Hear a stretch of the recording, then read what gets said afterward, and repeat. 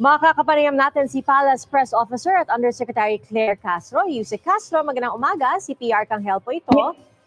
Yes, good morning, Pia. Good morning sa lahat ng mga kababayan nating nakikinig at nanonood sa inyo. Yusek, good morning. At unang tanong po namin, nasaan po ang Pangulo ngayon? Nakamonitor po siya? Tinututukan ba niya yung mga pangyayari po ngayon? Opo, nakamonitor naman po siya. Kasi ito, ang pangyayari po ngayon ay isang malaking event at kinakailangan din pong mag-monitor ng Pangulo. Hindi para lamang sa mga pagbabanta, di umano ng iba, ang destabilization. But syempre kailangan niya madinig kung ano ba yung mga nais pa ng mga kababayan natin na magawa ng gobyerno. Yusek, ang Pangulo ba sa punto ito ay nababahala kapag nakikita niya na may mga ganitong klaseng pagtitipon? Sa punto ito, hindi naman po nababahala ang Pangulo dahil alam po niya, marami sa kababayan natin ang naniniwala sa gobyerno at nakikita po ng mga karamihan nating mga kababayan kung ano na ang ginagawa ng gobyerno para mapanagot ang mga sangkot. So, hindi po nababahala, pero syempre po naghahanda sa anumang eventuality. Yusek, hindi po lingid sa kaalaman namin na sinuportahan ng Pangulo ng INC noong nakaraang eleksyon.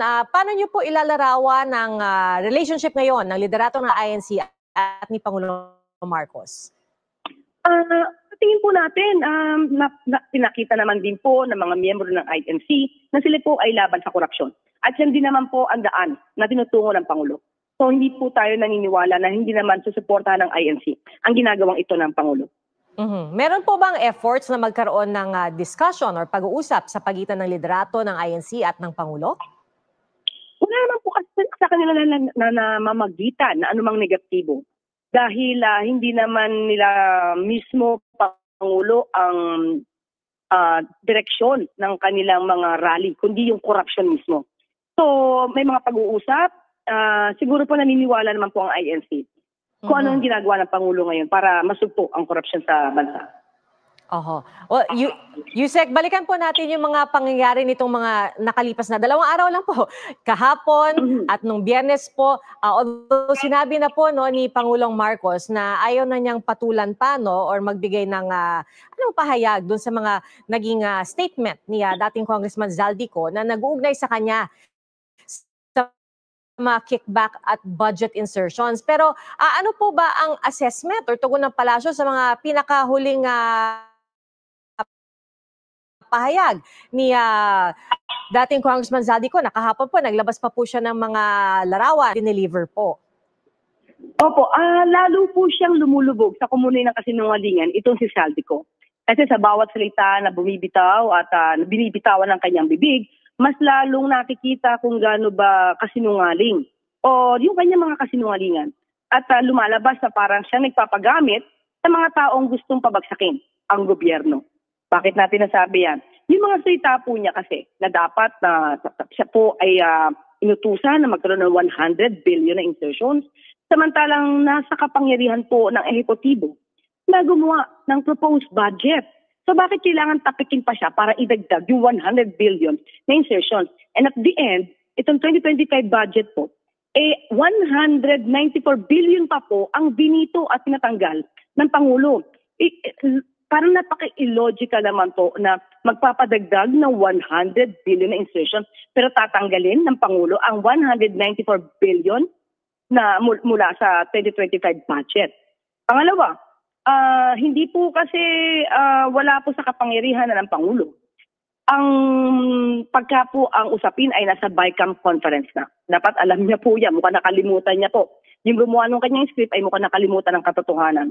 At yung mga maletang pinakita niya, unang-una, kahit po kayo yung mga journalist, at mapanuri naman po ang lahat ng mga journalist natin dito sa bansa. Sa maleta, wala po kayo nakitang anumang ebidensya kundi maleta. At sana masuri niyo po yung mga dates na nakalagay dyan sa kanyang video. May nilagay po siya na 2024, starting January 2024 hanggang November 2024. Ay may mga maleta daw na pinadala. Ang mga tao niya, hindi pa nga po personal na nanggaling sa kanya, kundi daw sa mga tao niya. So in other words, kung ang sinabi niya sa unang niyang video ay nag-usap sila para sa 2025 budget nung mag-uumpisa ang BICAM conference. Nag-umpisa po yung BICAM conference noong November 2024. So, papaano po masasabi na nagkaroon na po ng bigay ng maleta kung 2025 budget ang pag-uusapan? At papaano mangyayari yun kung January 2024, hindi pa po nag-start yung BICAM conference? At kung sinabi naman niya, dyan sa video, meron date din na maleta mga January 2025, March, and May 2025. So, papaano din pong mangyayari yun kung January 13 pa lang na 2025 ay hindi na po siya head ng Appropriations Committee. Hindi siya chair. So, saan manggagaling yung kanyang power? At kung siya yung natanggal, ibig sabihin po, di ba, wala na pong tiwala sa kanya. Ang mga kasamahan niya, so saan manggagaling yung kanyang kapangyarihan para magpadala ng mga maletang ito? So, marami pong inconsistency sa kanyang mga sinasabi. Hindi na tutugma-tugma yung mga salita niya doon sa mga sinasabi niya, mga pictures na nakasama doon sa kanyang video. Oo. So, Yusek, kasi ang binabanggit po ninyo parang may mga butas, no? Or parang pagdating dun sa timeline na iprinisenta ni dating Congressman Zaldico. So, kapag sinilip po ito, kasi although ito nabanggit rin ni Blue Ribbon Committee Chairman na Senator Ping Lacson na kung sakali man, no, na magkakaroon ng insertion ng Pangulo, saang punto ba dapat usually nagkakaroon ng insertion kapag ang Pangulo ay may gustong ilagay sa budget? Ito po ba sa NEP po talaga? Wala po akong nakikita sa ngayon na kailangan magkaroon ng insertion ang Pangulo dahil meron po silang kapangyarihan gumawa ng proposed budget. Ba't hindi na lang ilagay doon sa NEP? Okay. Di po ba? Kung may insertion siguro po mangyayari dyan, baka po may mga projects na biglaan na hindi nasabi. But as far as I go, hindi po kinakailangan kasi inaaral nga po yung budget, ilang buwan po aaralin yan, tapos magpapa-insert ka lang. So di ipasok na lang agad sa NEP. Bakit kailangan ng insertions pa? So, lumalabas po dito yung insertions ang gagaling mismo sa Kongreso. Hindi sa OP, hindi po sa ehekutibo.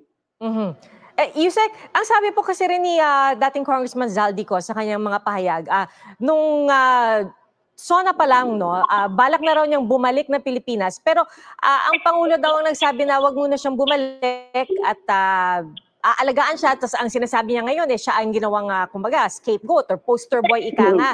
So, nang marinig ito ng Pangulo, ano ho ba ang reaksyon po dito? Ganito yan, Pia, no? Sa nakita natin at nadinig natin sa video at nabasa ko naman yung transcript na yan, hindi naman ang Pangulo ang nagsabi sa kanya. Ang sabi ni Zaldico, sinabi di umano sa kanya ni Speaker Romualdez. Na stay out of the country. So, walang personal silang usapan, hindi nagkaroon ng komunikasyon si Zaldico sa Pangulo.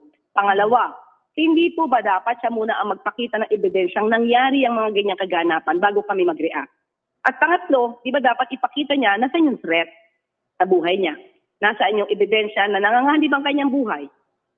So, hindi pwedeng mag-react kasi dapat siya muna yung pakita ng ebidensya. Pero, Yusek, bago pa nangyari lahat na ito, bago pa isiniwalat ni Pangulong Bongbong Marcos, no, sa kanyang State of the Nation address nitong July, yung mga anomalya sa mga flood control project, nagkakaroon po ba talaga ng direct communication sa pagitan ni dating Congressman Zaldico at ng Pangulo? Ganun po ba yung nature ng kanilang relationship na sila'y direktang nag-uusap? Wala akong alam na meron silang diretsyong usapan. Tingnan natin, kung titingnan niyo lahat yung kanya sinabi sa video, sinong kausap niya, di umano, na gusto ng 100 billion insertion. According to him, si Secretary Mina. So, hindi presidente. Biglang sinabi niya, gusto niyang itanong kung totoo to, sinong kausap niya, di umano. Si Yusek Adrian Bersamin. Sumunod, ang nag-report siya, sinabi niya, si Speaker Romualdez. Sa lahat ng mga sinabi niya, wala siyang komunikasyon sa Pangulo.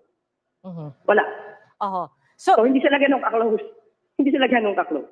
Wala. Yusek, very serious accusations po ang ibinato ni former Congressman Zaldico kay Pangulong Bongbong Marcos. At alam ko sinabi po ninyo na dapat bumalik dito si Congressman Zaldico para panumpaan yung salaysay. Pero ano po ba ang mga susunod na hakbang ng Pangulo tungkol dito? May balak po ba siyang magsampa rin ng kaso? Because I mean, these are very serious accusations. Okay, ganito may serious accusation siya pero hindi na baliwala ng Pangulo yung kanya sinasabi kasi wala talaga itong basihan. So, siguro kung seryoso to, dapat may mga ebidensya na siya. Kaya sabi nga natin, kung matapang naman siya talaga at siya naman ay sinasabi niyang walang kasalanan at siya yung malinis na napagbibintangan ngayon. Mas maganda po talaga, hirap na talaga niyang kredibilidad nang wala siya dito. Ang tayo lang ay sumasagot dahil doon sa kanya mga nasabi at yun yung kumbaga nade-debunk na nare-refute natin. Pero mas maganda kung harap-harapan na marirefute yung kanya mga sinabi. Yusek, kahapon po no, nagkaroon din po ng mga panawagan mula halimbawa sa grupo ni Kiko D. Nasabi po nila na kung ang Pangulo ay kasama na daw sa mga inaakusahan, paano daw matitiyak na magkakaroon pa ng patas na investigasyon? Ang sinasabi po nila, baka dapat maski ang Pangulo, wala nang talagang papel no, sa investigasyon. Ngayon po wala naman po siyang papel sa investigasyon. Yung pag-iimbestiga po nasa ICI. At mga kaso naman po ay nasa ombudsman. At alam naman natin, independent body po ang ombudsman. Ganoon din naman po ang ICI, Independent Commission. So hindi po naman nakikialam ang Pangulo sa pag-iimbestiga. At nai-report lang po ang mga kaso na isasampa. Katulad po nung mga kaso na isasampa po at isinampa na po ni Secretary Vince Dizon, DPWH. Pero yung pag-iimbestiga po, hindi po nakikialam ang Pangulo dyan. Alright. And Yusek, so sa monitoring po ninyo sa mga isinasagawang kilos protesta ngayong araw, meron po bang mga lumalabas po ba na mga posibilidad o mga reports tungkol sa umano'y destabilisasyon laban sa gobyerno? Hindi mawawala yan. Kahit noon pa po, maraming gusto magpaalis sa pwesto. Lalo pa ba na may mga rallying ganyan. Mukha talagang timing sa ating pagkita or pag-assess.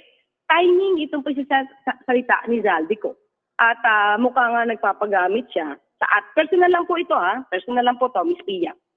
Nagpapagamit siya sa mga nais magpabaksak sa Pangulo. Dahil hindi kaya napangakuan siya na kapag iba na ang liderato, ay magiging maganda ang tadhana at hindi na siya makakasuhan pa.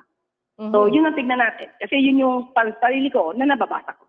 So kapag may mga sinasabi po ninyong ganitong mga planong pabagsakin ng Pangulo, paano po ninyo, minomonitor yung sitwasyon? And meron po bang mga isinasagawang loyalty check sa liderato ng militar, ng pulisya?